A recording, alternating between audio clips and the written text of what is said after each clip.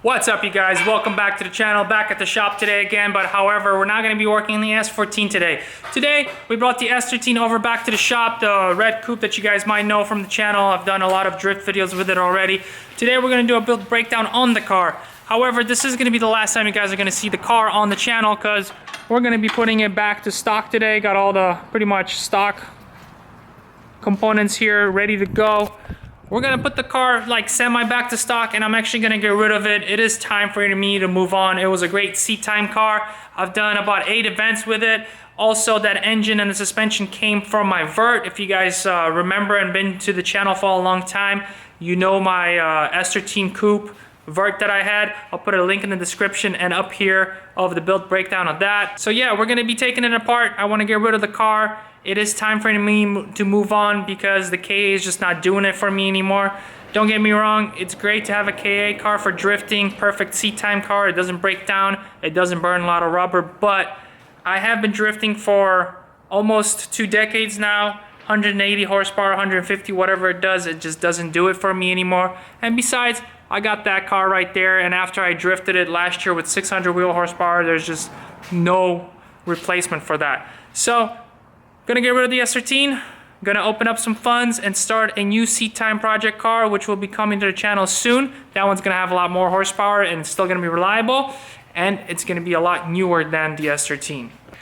So we're gonna bring the car up on the lift, and I'm gonna go over all the details of how I built this car and how I made it reliable and simple for drifting. Again, if you've seen my S13 Vert breakdown, it's going to be similar to it. There is a couple changes that I've made to this car specifically that I've learned on the Vert that made it even simpler for drifting. So let's bring it in. All right, so starting from the chassis, this car actually begun as a bare shell. So when I picked this car up, I still had my Vert with me. The Vert, however, is not a desired 240. There's not many people that actually want them just because of the tops go bad. And my top was completely ripped out. I caged it. Again, I have a video of that. I'll put a link in the description if you guys want to watch the process of me building the cage on that. But anyway, I had that Vert. It was a salvage title, so it really had no residual value. And after doing about 8 or 9 track events with it during the summer here in California, it was just deadly. My head was just boiling in the helmet, so I decided to get a coupe. So I picked this shell up from a buddy of mine who parts these cars out. It was a clean title, non-op. And the bare shell alone was like, I don't remember the exact price, but I paid like $300 to $400 for it. After I ended up buying the back window, the doors, and all the trims, external trims, it ended up being a little more, but it was still great for what I wanted to use it for. Because I had the Vert, I swapped the motor, the whole drivetrain, the diff, all the suspension over to this interior, like seats, carpet, and things like that. And basically I swapped from a Vert to a coupe for like $500–600 plus a couple days of labor. So starting from the chassis, we got 25mm fenders up front, 25mm fenders in the rear. Now I wouldn't have done the over fenders in the rear, but this chassis already had cut out quarter panels for over fenders, so I kind of had no choice to put these on. It's okay, I ended up putting spacers on the wheels to kind of make the stance look decent. Got this wing off my Vert as well. It's a Rocket Bunny wing. It gives it a little bit better look. Smoke taillights. I love smoke taillights. I have them on all my 240s. We got a rear bash bar with a jack point. We got a front bash bar. Again, those are like the necessities I like to put on my drift cars because you do end up in some collisions. You want to protect your chassis as well as possible. Not running any type of bash bars, that's bad. That's bad juju because everything will just cave in. I got rid of the whole hood latch system. Again, simplicity. I just put some hood latches on it. This way, I don't have to worry about cables running underneath the fenders. I did tuck all the wiring as much as I can so the tires don't hit it and damage it and create problems at the track. Going into the engine bay, it is a stock KA with just all the bolt-ons you can do. We got an intake, we got headers. Down there we got a downpipe that we'll see underneath the vehicle and a 3-inch exhaust. Strut brace just to help out the rigidity of the chassis a little bit. Odyssey battery, And that's pretty much it. The cooling system has been upgraded to aluminum radiator, silicone hoses. We got electrical fans. I really have no problems with the KA overheating unless the fans aren't working, which never really happened. It's only the time when I forgot to turn it on.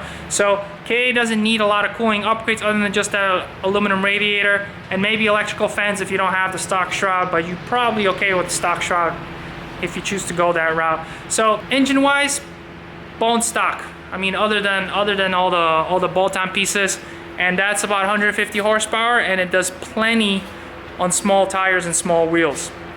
I, however, like to run 17-inch wheels just because of the way the car looks, and since I am running over fenders, 15s just wouldn't look as good in my own personal opinion. You could go with 16s, but 16-inch tires are kind of harder to get by, and they're a little bit more expensive, honestly, than 17s. So I run 17x8 all around square setup. That way I can flip the wheels back and forth however I want to. On the front tires, I like to run 215s or 235s. I prefer 235s if I want to do faster initiations. Right now I have 215s on. It's okay for kind of slower track drifting where you don't have to accelerate with a lot of speed on the initiation. I do notice that these 215s tend to have a lot more understeer because I have 215s in the rear, and because this car doesn't have a lot of torque, when I try to clutch kick, the back tire actually pushes forward and then the front tire can't compensate for it. So I would recommend running 235s in the front if you're running 215s in the rear, or if you decide to run 205s or 195s in the rear, then 215s would do you plenty. So 5 Ziggin wheels, they're super light, made in Japan. I'm actually saving some weight by going 17s instead of doing some 3-piece wheels that are super heavy. This car doesn't have a lot of horsepower, so the weight really matters, and unsprung weight, which is the wheel weight, that's very important. As light as you can, the easier you'll spin the tires, and the car will feel a lot more powerful with the horsepower that you have. As for the interior, I like to keep things simple on the inside of a seat time car, meaning no cage. My Vert did have a roll-up cage, but that's because it was a Vert, so really there was no roof protecting me, so I ended up building a 4-point cage with door bars.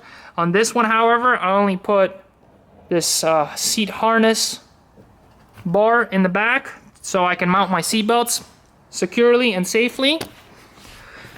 I love steering wheel quick release. It helps you get in and out of the car. I like smaller steering wheels than stock. It's easier for me to drift.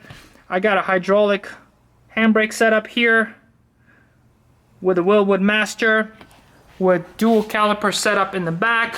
I got the stock calipers for my regular braking and got the Willwoods right here for my hydro setup.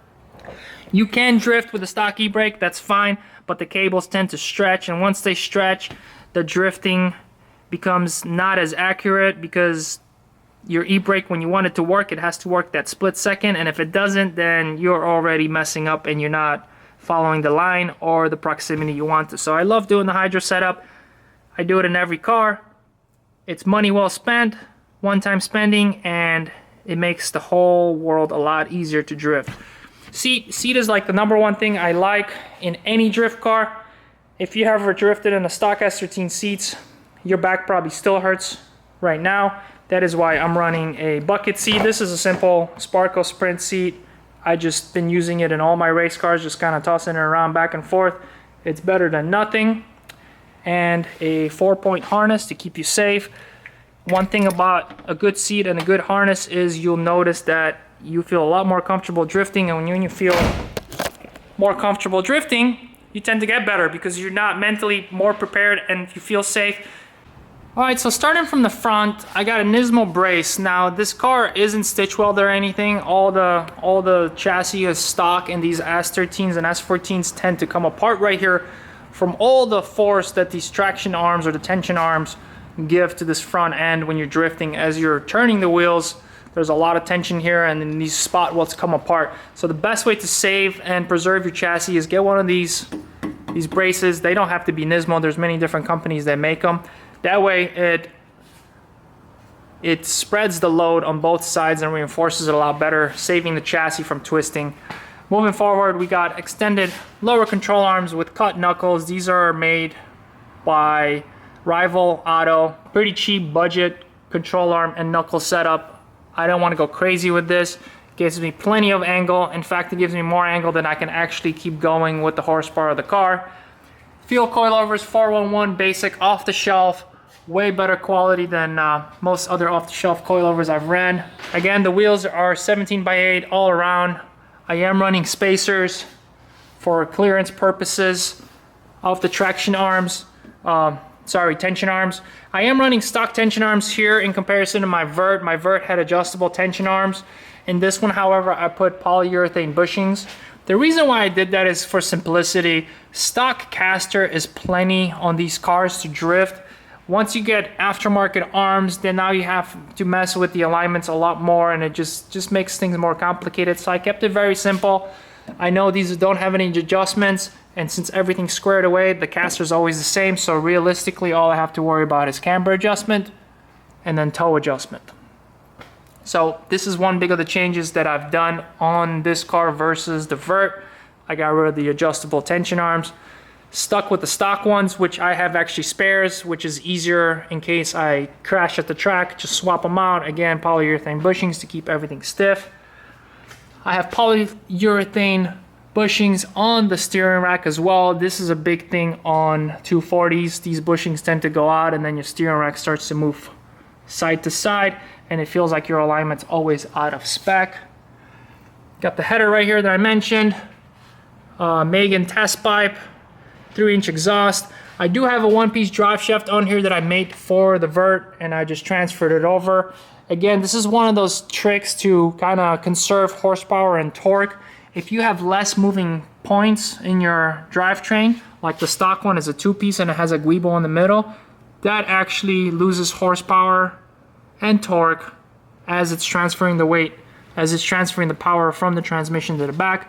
One-piece drive shaft preserves some power, gives you more power to the rear.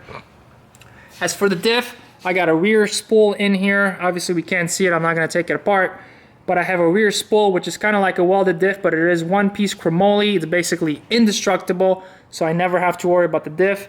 I am running a 4.9 final drive in here, as in comparison to my Vert I was running a 4.6. Personally, I like the 4.6 a lot more. It just gives me a little bit more gearing versus this 4.9. I run out of gear a lot quicker, which makes sense because it's a higher gear, but I wanted to give it a try. I like it, don't get me wrong. Some people like the 4.9 more at certain tracks than others. And then for the rear, I got adjustable toe arms and adjustable control arms. These are nothing special. These are ISR tension arms, or tie rods, sorry, and then the Megan upper control arms. I have traction arms as well. These are not necessarily a must on these builds, but you want the toe adjustment and camber adjustment for sure, so these you kind of have to do it. Then I have these lockout bolts as well, so we don't have the eccentric bolts here moving around and messing up your alignment either. Stock sway bars, you really don't need stiff sway bars for drifting. You want the suspension to be kind of loose, that way you can actually maneuver car a lot better and actually get some traction while you're drifting. Because if your suspension's too stiff, like if you're coming from road racing experience, you want stiff suspension. On a drift car, stiff suspension will cause you to slide a lot quicker and smoother, but you're not going to have as much control over your vehicle because it's going to be sliding out of control versus that perfect line between grip and slide. So you want the suspension to be kind of loose and soft, so you're actually laying down the rubber and you're using the traction of the tire to move you forward and control the direction you want to drift, if that makes sense. I did forget to mention that I put these bushing deletes right here. These are just the collars that you slide in. I really didn't want to punch out the old bushings to put the solid spacers in there, so I just got these collars from GK Tech. Very simple to put in. That way, once again, it eliminates these bushings that go bad on these 240s and makes everything a lot stiffer. But yeah, that's pretty much it. Just adjustable control arms in the back, coilovers, dual caliper, bracket setup. These are GK Techs as well. They go right behind your hub, and this way you can have double calipers in the back. One-piece drive shaft, full exhaust system, stiffer motor mounts. This is just a clutch line, cut knuckles, extended control arms for more clearance for the wheels. And that's it. That's pretty much as simple as you can build a 240. It does the job very well. I have 7 or 8 drift events on this car, and then I have about 9 events on the Vert. It's been on the same drivetrain, no issues whatsoever. I've had some wiring issues, but that's just the way it is with it. I think that I've had plenty of seat time with that car, with that type of horsepower. It's time for me to move on to something else that's going to be still a seat time car, but with a little bit more power. I am limited with tandems on this car because it seems to be that everybody these days has 300 plus horsepower in the drift cars, so it's hard to find somebody to have a good tandem with because they're usually running away or slowing down behind me. So if it is time for this car to go, that's why I just wanted to give you guys a build breakdown before I tear it apart and send it to its new owner. Hope you enjoyed the video. Hit the like button down below if you did. Subscribe to the channel if you haven't already. I'll catch you guys later. Peace.